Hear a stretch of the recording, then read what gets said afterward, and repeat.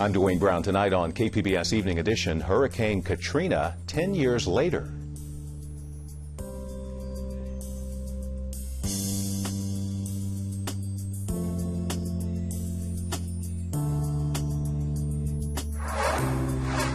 Plus, San Diegans are sharing their memories of Katrina. We'll talk with a woman who left New Orleans a decade ago and now calls San Diego home. Then, in the aftermath of yesterday's tragic TV shooting in Virginia, we'll discuss red flags and violence in the workplace. The message to conserve California water is getting across: how much water San Diegans saved and how it stacks up against the rest of the state. KPBS Evening Edition starts right now.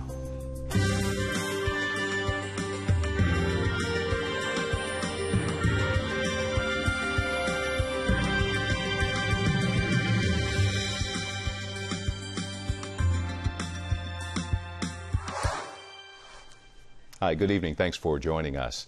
10 years ago this week, Gulf Coast residents were awaiting Hurricane Katrina. It was the third deadliest storm in U.S. history, causing major damage from Louisiana to central Florida. Today, President Obama visited New Orleans, and while large parts of the city have been rebuilt, Obama acknowledged that much remains to be done. Later in the program, we'll hear how San Diegans played a role in the Hurricane Katrina recovery efforts. Beating the drought, San Diego stays strong on water conservation, reducing water use by 29% in July. Only 3 local water suppliers exceeded the mandatory cutbacks by just a few percentage points. The statewide reduction was over 31%, beating Governor Brown's call for a 25% reduction as California grapples with a 4th year of drought. No, excellent statewide news, and that's a statewide average. There are a lot of communities that are stepping up and hitting it out of the park.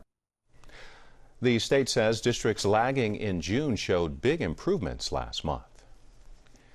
Tijuana is getting ready for the Godzilla of El Niños expected this winter. KPBS Fronteras reporter Jean Guerrero tells us what's being planned for the border city.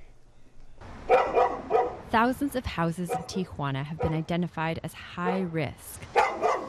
They were built on foundations of car tires, with plywood roofs prone to leaking, and on hills that can cause mudslides and flooding. Leticia Barajas lives in one of the more vulnerable neighborhoods, Mineral de Santa Fe.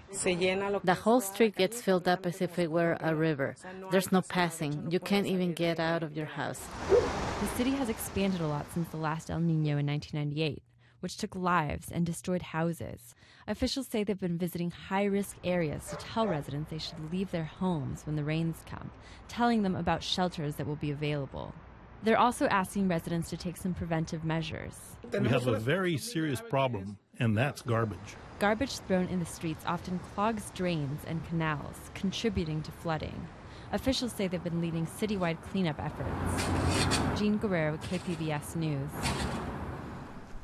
Plans are also underway for a cross-border summit in Rosarito for U.S. and Mexican businesses. Organizers say it would be like speed dating, linking small suppliers to big businesses in fields like aerospace and medical devices. They say it will encourage manufacturers to get what they need from local sources. Most of their materials, raw materials and components are still being purchased overseas. The summit is planned for November. Organizers hope to hold it every 2 years in either San Diego or Tijuana. Back in business, San Diego Daily Transcript has been purchased by an LA company. Back in July, the Daily Transcript announced it was going out of business after serving San Diego readers for 130 years but struggling to stay afloat. The Daily Journal Corporation says it will begin publishing the paper starting on September 2nd. San Diego's Daily Transcript dates back to 1882. It's been 10 years since Hurricane Katrina battered the Gulf Coast. Amitha Sharma tells us the story of 2 San Diegans impacted by the massive storm. It's hard to erase the searing images from Hurricane Katrina that emerged 10 years ago this week. People standing on top of water-immersed houses waiting to be rescued, corpses floating on streets, wrecked homes, and wrecked lives. In all, nearly 2,000 people died. I'm joined today by Tana Starch. She relocated to San Diego after evacuating New Orleans and has written a book about her experience. and her name was Katrina, Life After the Storm. I'm also joined by Chris Van Gorder, CEO at Scripps Health. He was part of a team sent to Texas to help care for Gulf Coast evacuees. Tanis, let's start with you. You lived in New Orleans in 2005 near Lake Pontchartrain. You worked at Tulane University. Take us back to that time when you first heard that a Category 5 hurricane was headed your way. Oh, it was a Saturday, 98 degrees, 90% humidity. We were on the campus of Tulane where we were welcoming our new students to campus. So we had students moving in, parents moving in. All of a sudden, we hear that there is a hurricane coming to the Gulf. So we decided to have all those families go back to their hotels, leave their luggage, and then just be with themselves until we find out more about the hurricane. But because hurricanes come often, a lot of the new students were from out of town, so naturally they were a little nervous about, oh, we need to kind of take shelter. But most of the people there, the faculty, well, let's go out to have some lunch and let's just kind of see what's going on. So we were very calm about it. When did you decide it was time to leave? I decided around that late afternoon at the restaurant. We were all watching the Weather Channel. And we noticed that the ball was getting larger and larger and larger. That's when I began to get very, very nervous. I said, honey, we need to go. My husband, we have to get out of here. He's like, oh, it happens all the time. It never hits. It's going to turn. Well, that night at 3 a.m., I tried to call to see if I can get a hotel room. Everything was booked. That's when I panicked. I said, honey, we have to go. So we left that night, and we tried to get out of town really quickly. Then we met up with some traffic where it was just like thousands and thousands of cars stopped there. We pulled over to a rest stop, and it was just acreages full of hundreds and thousands of people with all of their furniture on top of their cars. They were pulling trailers. I panicked at that point. So you were part of this mass exodus to Texas, and what did you see? It looked like a refugee camp. There was tents everywhere, mattresses, household goods. People had been evacuated from Palcamis Parish before us, and there was a panic in the air. And that's when we both got very nervous. And we weren't quite yet at a hotel that we could find a place to stay. So we were worried that we would be living there also in the lawns with all the other people. We were very, very, very nervous and frightened at that time. So, Chris, you and your Scripps Health team went to Texas, to Houston, to the Astrodome to treat evacuees. What was the scene like inside? Well, we left actually around September 13th, so a lot of the evacuees, and they really asked us to call them survivors, not evacuees, when we were there. It was just a sea of humanity in the middle of the Astrodome and the Convention Center in Houston, with all the possessions that they had, with them. A big sign in both locations, looking for their missing loved ones that they'd been separated from. Literally hundreds of patients needing to be treated every single day for a variety of things. And what effect did what you see have on the team? Well, I'll tell you the story of just a couple of days later when the Astrodome was actually being evacuated once again because Hurricane Rita was now coming in. There was just all these people that had now found at least some housing in the Astrodome now were being moved once more, probably to Oklahoma or some other state. But I'll never forget the vision of an elderly gentleman that was sitting on his cot. Everybody else had packed up, and he was just sitting on the cot, rocking back and forth, crying. And a police officer and a Red Cross volunteer went over to help, but it was clear that he was not ready to move one more time. And so one of our doctors just burst into tears. And that was kind of the effect we had all along. Tanis, you returned home. What did you find? Total devastation. We'd lost everything in our townhome. There was not a bird or sign of life in the air. The air was very cold and still, and it was just devastation everywhere you turned. Doors were in the middle of the street. My family room furniture was across the street. It was just horrendous. The air was so bad, my husband even developed a bad skin rash just trying to get in and out of our house to see if we can salvage anything. It was just so horrible. I'm even having slight moments thinking about it now. Just there was still deadness around. You could feel it in the air, and there was really no help in sight. Very quickly now, socioeconomic status and race were big topics during Katrina and in the aftermath. You have said that that was a teachable moment. What were the lessons to be learned from what happened? I'm hoping that the lessons are what we learned for our future leaders to really look at cultural self-awareness, developing a cultural proficiency and an understanding and appreciation of all life, not just one type of life, but the human life. The fact that you did have a lot of individuals that were not cared for based on their race or their social and economic status is a travesty. We are all Americans here in this country together. We need to have compassion for one another, just as the doctor was speaking about his team coming in and helping. But each and every day, we can help someone who is different from ourselves by accepting them, loving them, and getting to know them and not making those judgments. So the teachable moment is, let's look within to find out truly who we are as human and value the life of others. Tanis, Chris, we've got to close it there. Thank you so much for coming on the program. Thank you. Thank you so much.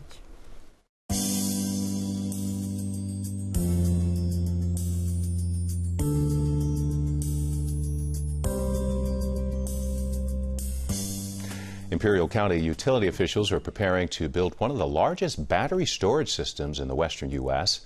They say the $38 million project would prop up the power grid even if the grid operating, even during a big blackout. The project is expected to be completed by the end of next year. A new option for students at Southwestern College, 4-year degree programs without leaving the South Bay. It's part of a new partnership with Point Loma Nazarene University, allowing students to pursue bachelor's degrees in 4 fields, including nursing and criminal justice. That's set to begin this fall. Well, the fall semester at San Diego State is already underway. School officials are raising awareness about campus sexual assault through a series of meetings that cover everything from how to report an assault to what resources are available. The first few months of college are often referred to as the red zone. That's when campus police see a spike in sexual assaults. In the aftermath of that deadly shooting of a TV crew in Virginia, Amitha Sharma explores safety in the workplace. Colleagues today held a moment of silence on the air for 2 TV journalists shot to death yesterday by a former co-worker in Virginia. The killings are tragically familiar examples of workplace violence, troubled people getting access to guns, and unspeakable grief. And the shootings raise yet again the question of how to spot the traits that lead a person to kill before they act. Joining me today are San Diego State business ethics lecturer Wendy Patrick and family therapist David Peters. David, let's start with you. Before we launch into an analysis of workplace violence, I want to talk about the people who are left behind. Their grief is so heavy. How do you counsel people whose loved ones have been snatched away through violence like this? Well, it's an enormous amount of shock, unexpected shock and grief. These are people whose relatives work in a safe arena, an arena where you're on television, you're not in a war zone. So the woman was engaged to be married. So to lose a friend, a family member, a colleague in this way, with such a deep shock, mostly you're helping someone in the first stage just take care of themselves. You do have to eat, you do have to sleep, you do have to be careful with alcohol, you do have to stay close with friends. I work on taking care of the physical needs first, and when those are met, then we begin to give them room to vent, to grieve, to feel the anger and the outrage. It's really kind of keeping a connection, an emotional connection with the client throughout the shock period so that they don't end up feeling more isolated and really having greater damage done to them. Wendy, the killer in this case, Vester Flanagan, had a troubled relationship with his colleagues. He was cited for lashing out at them, for using harsh language, for using harsh body language, and ultimately he was fired. He was removed from the building. How then can an employer protect its employees after the person is out of the building? And that's the question that everyone's asking right about now, is because remember, this man was fired 2 years ago, not 2 weeks ago. So how would they have still known, if they ever knew at the beginning, that this was somebody that was likely to explode? Because remember, this is somebody that described himself as a human powder keg ready to go boom. Those are his own words in his manifesto. To whom did he express that he posed or could pose this level of threat? That's a question that's now being asked by many that want to know the answer to the good question you asked.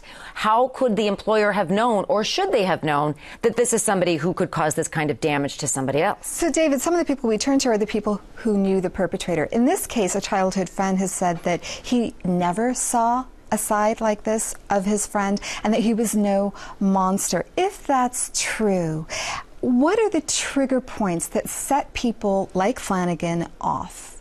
Well, while his friend knew him as no monster, in this case, many people in recent years knew he was difficult to get along with. And it's not really uncommon for someone to be able to hide traits.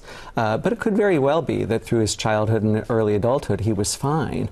But there was a building development of kind of a paranoid state, a feeling of being persecuted, that if you followed him day by day, you'd see it. But for employers to spot it, it can be extremely difficult until it begins to happen. And in this case, it's not possible for an employer to follow someone 2 years after they've been fired. The workplace is really defenseless against this sort of thing. Wendy, I want to turn to the issue of guns and access to guns. Vester Flanagan legally purchased a gun. He passed a background check. How is he able to do all of this legally? Well, many people pass background checks that shouldn't have guns, and sadly, we see examples of that every day. Part of why someone might have guessed that this man had some serious mental issues. You know, I talk about malignant narcissism. This is somebody whose grievance collecting went above and beyond the normal the negative emotions that are associated with being fired. Remember, this is a man that had to be escorted out of the building by the police after the latest firing. But back in terms to the background check that's necessary to buy guns, you look at his history. He was a serial litigant. He was a troubled employee. He didn't get along with his coworkers. But does that necessarily give any indication that he's not going to pass a background check? No. He didn't have the kind of convictions. He didn't have the kind of hospitalizations. So, of course, someone like that is going to pass the check but still be dangerous. Very quickly, Peter, every time there's a shooting like this, we hear calls for gun control. In this case, the father of the journalist, Allison Ward, has vowed to fight for gun control. But, you know, we've seen Newtown, we've seen Fort Hood, we've seen the theater shootings in Colorado. What's the psychological tipping point for a society, for voters, and for legislators to say, okay, we need it? I think the psychological tipping point is a long ways away, because each of these instances reinforces for both sides of the political argument of their own case, because they're not listening to the same arguments. They're listening to their own media. And in this case, those who are in favor of freedom to own guns and having few restrictions, they have a nationalistic, patriotic, and even religious connection to their story, to their cause. And we've got to close it there. David, Wendy, thanks so much for coming on the program. Thank you. I'm Judy Woodruff. On the next News Hour, actor and New Orleans native Wendell Pierce on how he helped rebuild his historic neighborhood. That's Thursday on the PBS News Hour. Take a listen to this. The average American wastes 290 pounds of food a year, adding up to more than $165 billion annually. It's a big hit on our wallets and our environment. EarthFix reporter Katie Campbell explains. Every Sunday, Brian and Sarah Mills chop enough veggies to make a week's worth of salad lunches. There's no question. What am I going to have for lunch on Thursday? I know I am having a salad for lunch on Thursday, and it's going to be the exact same salad I had last Thursday and the Thursday before that. Salads help the family watch what they eat. They also help them cut back on the food they bring home, but don't eat. By just thinking ahead about our food prep, it makes it so that we have less food waste overall. By carefully planning meals, the family avoids overspending on food that rots before they get a chance to eat it. But even the best laid plans don't always work out. We have 2 kids. They sometimes eat what we put on their plate. Not always. Yeah. After dinner, the scraps pile up in a Tupperware bin on the counter. You see it in the container and it's just wasteful. You see how much you're wasting. It's just kind of gross. Yeah. Gross in a different way than yucky. Yeah. It's gross as in it's grossly wasteful. About 40% of food produced in the United States is wasted.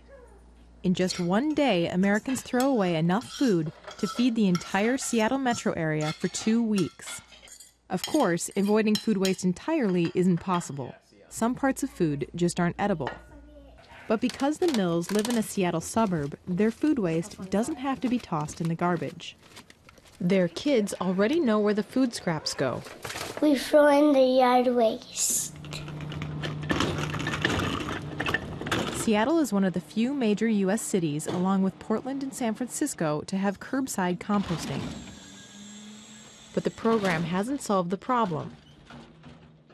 Spend a morning collecting Seattle's trash, and you'll see food, food, and more food.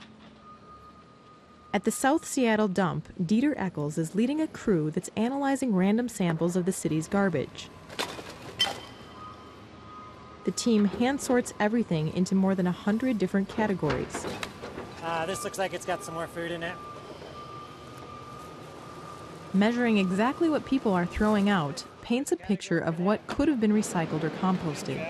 The team has done similar studies in most major U.S. cities, and they found that Seattle is at the forefront, diverting 10 times the food waste of the rest of the country. But there's room for improvement. There are still lots of things going in the garbage can that shouldn't be going in there. Food is really the big one that shouldn't be in your garbage can. Even though Seattle has been collecting food scraps for nearly a decade, many residents continue to throw food in the trash. Food! So much so that by weight, food still makes up about 20% of the garbage. When you look at it in a pile, it's a pretty small piece of the pile, but by weight, it's by far the largest single piece of the garbage is food. The Environmental Protection Agency estimates that nationwide, 36 million tons of food are thrown away each year. That's the equivalent of 7,000 dump trucks worth of food every single day. Only about 5% of that gets diverted from the landfill and turned into compost. Food waste takes up valuable space in landfills, and once it's there, it releases methane, a greenhouse gas that's 25 times more potent than carbon dioxide.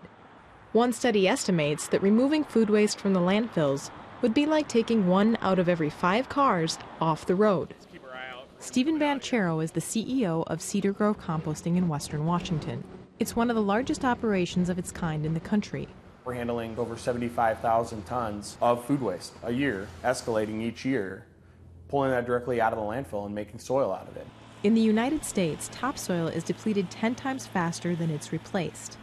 It takes hundreds of years to create 1 inch of topsoil naturally. At Cedar Grove, it takes less than 2 months to convert a heap of organic waste into compost. There's always a need for the soil. Food waste composting, the whole intent of it is to make soil that can then be reused. Each day, about 700 tons of organic waste is trucked in, and a fraction of that, about 10 to 15%, is food. The organic matter is run through a grinder and mixed to distribute the nutrient-rich food scraps among the grass clippings and woody debris. It's then stored in piles where microbes set to work. Air movement through the stacks is carefully controlled to speed up the process. As more food scraps arrive at Cedar Grove, they're also seeing an increase in food packaging materials that don't break down. This is straight plastic. A piece of plastic, if it goes through the grinder, that piece of plastic is now 10 small pieces of plastic. They use a variety of methods to sift out small pieces of glass, plastic, and metal, but they're all expensive, and small bits still make it through. You know, you have to pay attention to what you're getting in your container. We don't want half food waste and half plastic. We can't accept plastic. Tim Kroll is the solid waste director for Seattle Public Utilities. On Kroll's watch, the city is recycling 56% of its garbage. That's good, but it's not good enough to meet the target Seattle set for itself by 2016. The rate that we've been going the last 2 years would get us to our 60% recycling goal in about 8 years. We really have to do something different. We can't just, sit out there and root more. Seattle City Council recently voted to start cracking down. Food waste and compostable paper will no longer be allowed to go in the garbage. Families who break the rules will be fined $1 whole. The fine, Kroll says, really isn't about the money. We're not out there to get a bunch of money on these fees. A single banana peel or apple core is not going to do it. We will pick it up and dump it, but we will leave a note that we're levying a $1 fee. You probably won't find the Mills family getting hit with a fine for shirking their composting duties. It's one of those things that it's just so simple, and why not? Is it really that much more difficult? Our 7- and 5-year-olds do it. It's not very difficult just to put something in a bin. Katie Campbell reporting. The Environmental Reporting Project was made possible by the Corporation for Public Broadcasting. San Diego's roadways may be bad, but its traffic is better than other big cities. The Urban Mobility Scorecard shows San Diego commuters lost 42 hours to traffic congestion last year. That's half of the time drivers in Washington, D.C., L.A., and San Francisco spent in traffic. The report also says time wasted on the road cost San Diegans nearly $880 million in wasted fuel. We'll expect lots of traffic around the beaches this weekend. Hot, sticky, humid weather is back, in fact, right through Sunday for San Diego. Morning clouds along the coast, then a mix of sun and clouds by afternoon. Low 70s at night along the coast. Near 100 tomorrow for the inland valleys, but much cooler on Sunday. Clear and warm for the mountain areas if you're headed that way, and really hot in the desert. Look at that, 111 degrees Friday and Saturday. You can find tonight's stories on our website, kpbs.org/evening edition. Thanks for joining us. You have a great night.